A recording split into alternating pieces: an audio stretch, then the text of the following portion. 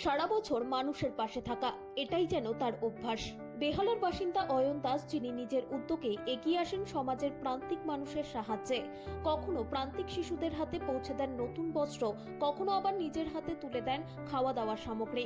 কাউকে সাহায্য করতে হলে তার আলাদা কোনো দিন বা উৎসব লাগে না। মানুষের মুখের হাসি তার সবচেয়ে বড় প্রাপ্তি। আরো বড় পদক্ষেপ নিতে চলেছেন তিনি। আগামী দিনে এই শিশুদের পড়াশোনার দায়িত্ব নেবেন বলেও জানিয়েছেন অয়ন দাস। সমাজের প্রতি তার এই অঙ্গীকার নিঃসন্দেহে এক অনুকরণীয় নির্দেশ। মানুষের জন্য মানুষের এই উদ্যোগই বদলে দেবে আগামীর পথ। অয়ন দাস সেই পথেরই এক উজ্জ্বল মুখ।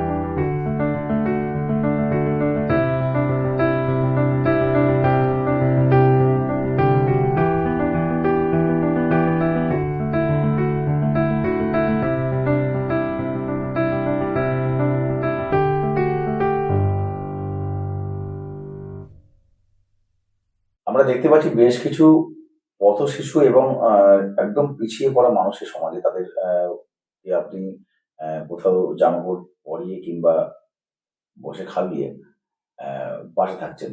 হঠাৎ করে এই উদ্যোগ কেন এবং কবে থেকে করছেন? মানে এই কাজটা আমি করছি প্রায় 4 বছর হলো।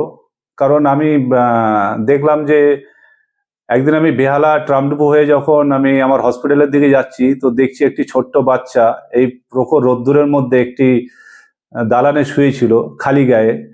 তো তখন আমি দেখলাম যে আজকে এরা কতটা সমাজে পিছিয়ে আছে, এরা হয়তো এদের গায়ে জামা নেই বা গরমে এরা এই রোদ্রের মধ্যে শুয়ে আছে, সেই থেকে আমার মধ্যে একটা মানে ইচ্ছে হলো যে এদের নিয়ে যদি আমি কোনো কাজকর্ম করতে পারি, তো সেই থেকে আমার এই মানে কাজটা করার ইচ্ছেটা জাগলো।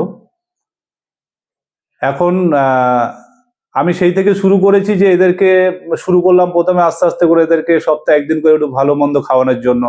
আমি তাদের জন্য আমার অফিসের সামনে ব্যবস্থা করলাম, তাদেরকে প্রত্যেক সপ্তাহে আমি একটু মাংস, ভাত, ডাল এসব করে আস্তে আস্তে খাওয়ানো শুরু করলাম। সেই থেকে আমার এই কাজটা শুরু হলো আর কি। কত কত বছর হলো মোটামুটি এই রাস্তা পদযাত্রা? আমি কাজটা করছি 4 বছর হলো, এই কাজটার সাথে আমি যুক্ত আছি। আগামী দিনে কি পরিকল্পনা আছে? দেখুন, আগামী দিনের পরিকল্পনা আছে যে এদের যদি কিছু এডুকেশন দেওয়া যায়, খাওয়ানোটাই তো মানুষের মেন উদ্দেশ্য নয়, লক্ষ্য নয়। এদেরকে যদি আগামী দিনে এডুকেশন দেওয়া যায় তার ব্যবস্থা আমি করব। তো তার জন্য আমি এখন একটি আশ্রমের সাথে আমি যুক্ত আছি, সেটি হলো সরসোনাতে রামকৃষ্ণ সাধনা আশ্রম, তার এখন আমি সেক্রেটারি। তো আমাদের নিজেদের অনেক বড় জায়গা আছে, সেই জায়গার মধ্যে আমরা একটা ওল্ড এজ হোমও বানাচ্ছি। তো আগামী দিনে ইচ্ছা আছে এদের জন্য একটা মানে যদি অনাথ আশ্রম যদি আমরা করতে পারি বা পথশিশুদের রেখে যদি পড়ানোর ব্যবস্থা করতে পারি, সেটা আমরা মানে চিন্তা ভাবনা করছি আর কি। যারা দর্শক আপনাকে দেখছে তাদের উদ্দেশ্যে কি বলবেন?